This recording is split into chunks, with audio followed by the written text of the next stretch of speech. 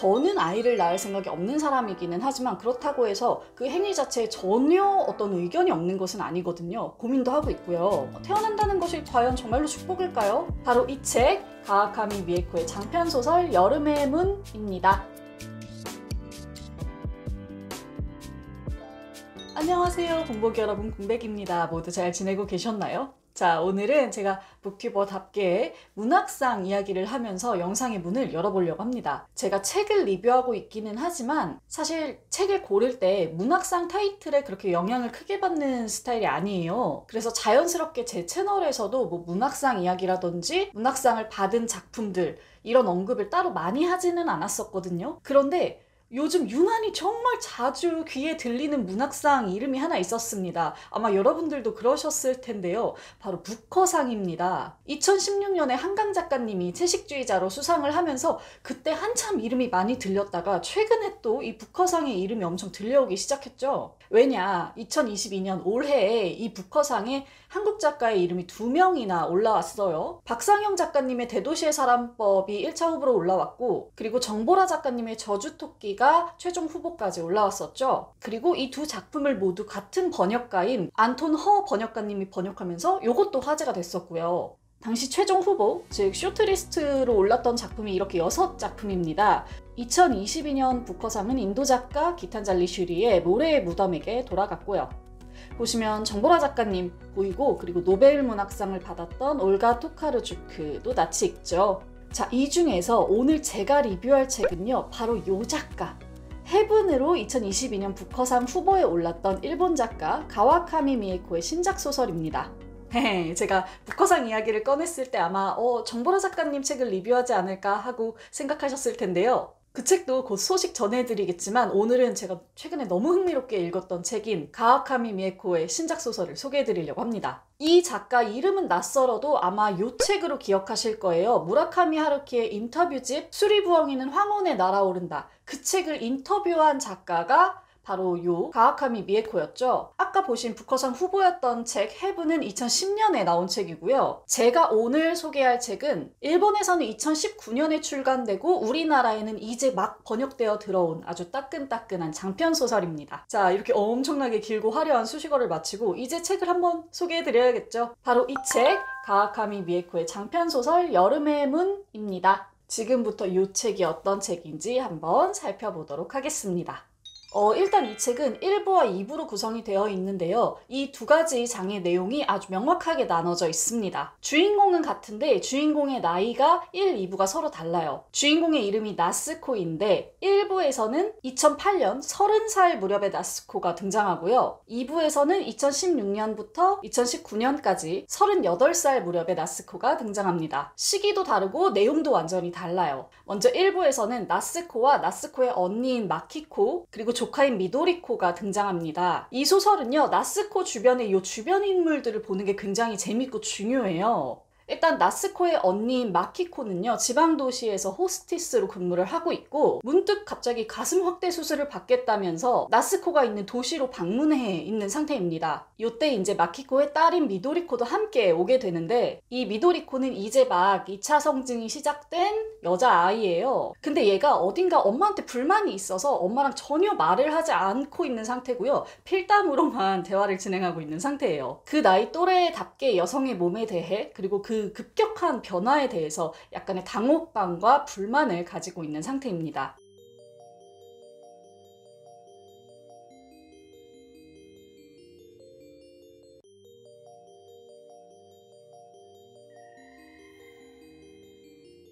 어떤가요? 여기까지만 들어도 상황이 굉장히 미묘하죠? 이 두 사람의 방문과 함께 나스코는 자신의 여성으로서의 삶에 대해, 그리고 유년 시절에 대해서, 그리고 가난과 몸에 대해서 이런저런 생각들을 하게 됩니다. 굉장히 잔잔하면서도 뭔가 여러 가지 복잡한 관계와 사연들이 얽혀서 이 1부를 구성하고 있고요. 곧이어 2부에서는 38살의 나스코를 만나보실 수가 있어요.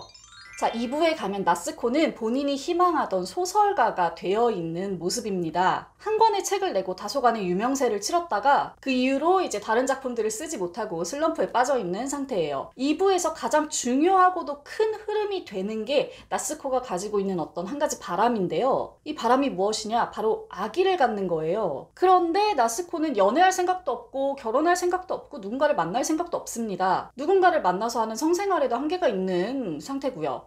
동반자나 타인과는 무관하게, 즉 어떤 누구의 자식이 아니라 그냥 내 자식, 내 아이를 갖고 싶은 상태인 거죠. 그래서 나스코가 관심 가지는 게 무엇이냐? 바로 정자만 제공받아서 아이를 낳는 방법입니다. 이러한 큰 줄거리가 이부를 가로지르고 있고요. 이와 얽혀서 이 정자 제공으로 태어난 당사자인 인물, 혼자서 아이를 키우는 싱글맘 동료, 정자 제공에 극심하게 거부감을 드러내는 편집자, 이렇게 나스코의 주변 인물들이 등장해서 각각 자기의 생각과 목소리를 들려주고 있어요.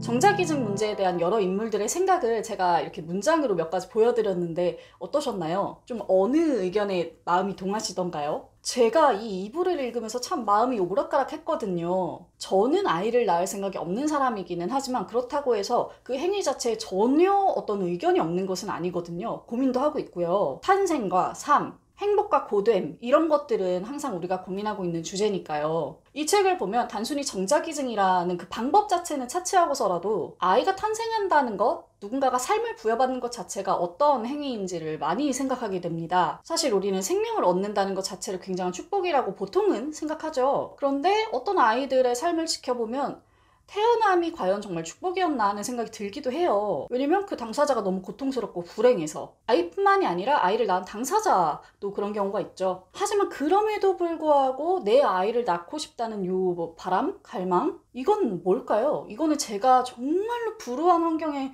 놓여있지 않아서 뭔가 세상 물정을 몰라서 그런 건지, 아이를 낳아서 잘 키울 수 있다는 자신감이랄지 뭐 어떤 희망이랄지, 아무튼 이런 걸 이 책을 통해서 고민을 하다 보니까 굉장히 복잡미묘한 그 위치와 감정 앞에 서게 되더라고요. 1, 2부를 다 포함해서 이 여름의 문이라는 소설 전체를 관통하고 있는 주제가 아마 여성의 몸, 그리고 태어남과 살아감이라는 주제인 것 같아요. 1부에서는 나스코와 나스코의 언니, 그리고 조카가 각자의 사연을 통해서 다소 은근한 방식으로 이런 주제들을 드러냈다면 2부에서는 좀 더 노골적으로 꽝! 하고 이 문제를 드러내고 있습니다. 아주 직접적으로 이런 질문들이 던져져요. 태어난다는 것이 과연 정말로 축복일까요? 생명을 세상에 내놓는다는 것이 태어나서 고통받는 존재들의 입장에서 보면 그저 무책임한 행위가 아닐까요? 정말로 준비된 가정, 준비된 부모라는 것이 세상에 존재할까요? 즉 완벽한 가정이라는 게 있을까요? 이 다사다남 속에서도 어쨌든 사람들은 살아가고 있는데 이런 우리들은 어떤 결정을 또 내려야 될까요?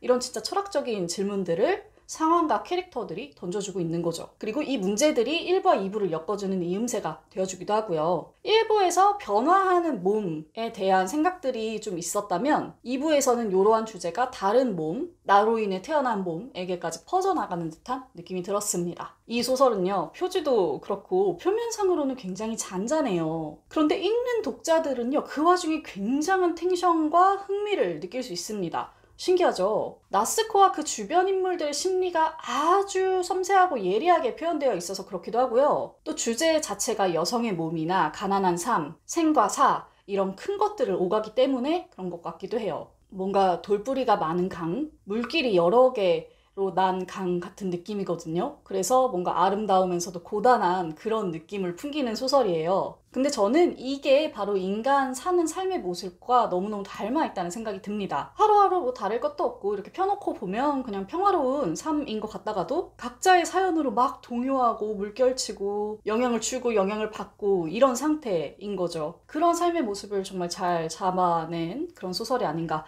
하는 생각이 듭니다. 이 소설이 꽤 길거든요. 두께도 지금 요 정도 되고요. 페이지 수로 치면 560페이지 가까이 돼요. 그런데도 이 긴 분량의 소설이 뭔가 흡수가 잘 된다고 해야 될까요? 파동이 잘 맞는다고 하면 좋을 것 같습니다. 마지막까지 정말 흥미롭게 다 읽고 딱 덮은 그런 소설이었어요. 네, 오늘은 부커상 최종 후보까지 올랐던 바로 그 작가 가와카미 미에코의 신작 장편소설 여름의 문을 여러분께 소개해드렸습니다. 이 소설 뭔가 제목도 그렇고 표지도 그렇고 내용 중간에도 여름에 관련된 그런 이야기들이 상당히 많이 등장해요. 책 자체도 너무 좋지만 지금 이 계절과도 참 잘 어울리는 책이 아닌가 하는 생각이 들었습니다. 올해 여름에 놓치지 마시고 이 책 여름의 문 한번 읽어보시기를 적극적으로 권해드리면서 저는 이만 물러가 보도록 하겠습니다. 저는 또 재미있는 책들, 일상들 담아서 영상으로 돌아오도록 할게요. 우리 공복이 여러분 멋지게 책 읽는 시간 되세요. 공백의 책단장이었습니다. 안녕.